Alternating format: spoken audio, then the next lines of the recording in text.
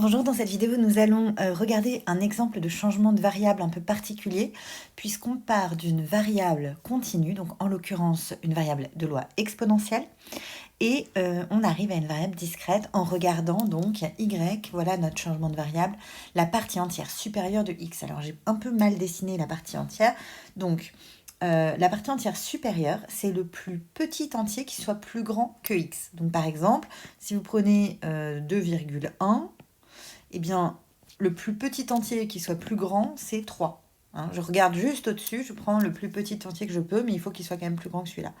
La partie entière supérieure de 2, bah, c'est 2. Et puis la partie entière supérieure de 2,9, hein, ça reste 2. Alors, pardon, parce que là, justement, c'est pas comme ça. On connaît la partie entière qui est comme ça, hein, ou parfois la partie entière inférieure, on l'écrit aussi comme ça. Mais là, on regarde la partie entière supérieure. Bon, voilà. Alors, x, où vit x? X vit dans R+, parce que x est une variable exponentielle, donc toujours positive. Où vit y maintenant? C'est la bonne question à se poser pour commencer cet exercice. Donc, est-ce que y peut être négatif? Non. Est-ce que y peut être égal à 0? Non. Hein, y ne peut pas être égal à 0 parce que si x vaut 0, quelque chose, y sera égal à 1. Et x va à l'infini, donc y va aussi à l'infini. Donc en fait, le domaine de y, c'est 1, 2, 3 plus l'infini. Hein. Pardon pour l'abus de notation ici. Très bien. Du coup, nous prenons un petit k dont y de oméga, et nous voulons regarder la probabilité que y soit égal à ce petit k.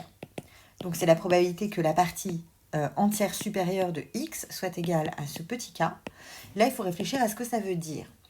Donc, x, il est forcément plus petit que k, hein, parce que sinon, sa partie entière supérieure serait autre chose.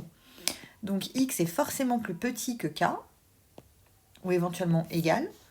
Et x est forcément plus grand que k-1, parce que sinon, sa partie entière serait k-1. Hein. Et donc, du coup, ça s'écrit en termes de la fonction de répartition de x, donc fx de k moins fx de k-1. Vous notez qu'ici, en fait, comme x est une variable continue, le fait que ce soit supérieur, enfin inférieur strictement ou inférieur ou égal, on s'en fiche un peu. Et du coup, la définition de la fonction de répartition de la loi exponentielle, c'est 1 moins exponentielle de moins lambda k moins 1 moins exponentielle de moins lambda k moins 1. Donc on sent qu'on va pouvoir déjà supprimer les 1 et on va pouvoir aussi mettre quelque chose en facteur. Donc ce qu'on va faire, c'est qu'on va mettre exponentielle de moins lambda k-1 en facteur. Du coup, je vais avoir 1 moins. Ici, il va falloir que je fasse donc exponentielle de moins lambda. Voilà, ça marche. Je réfléchis juste, pardon. Oui, c'est ça. Hein. Je fais apparaître moins lambda. Si je remultiplie, je vais bien retomber sur exponentielle de moins lambda k. Voilà, donc maintenant, ce qu'on fait, c'est qu'on va appeler ça P, et on va appeler du coup ça 1 moins P. Et je vais mettre des parenthèses ici. Regardez, ça fait 1 moins P puissance k-1 fois P.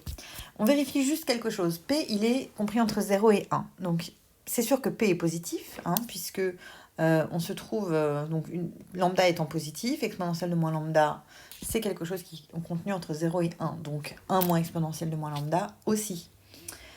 Et ben, j'ai dit qu'il était positif et contenu entre 0 et 1. Donc, c'est ce qu'on voulait vérifier. Et ça, du coup, c'est exactement la fonction de masse de la loi géométrique de paramètre P. Donc, nous avons que y, en fait, suit une loi géométrique de paramètre 1 moins exponentielle de moins lambda. Voilà, j'espère vous avoir éclairé.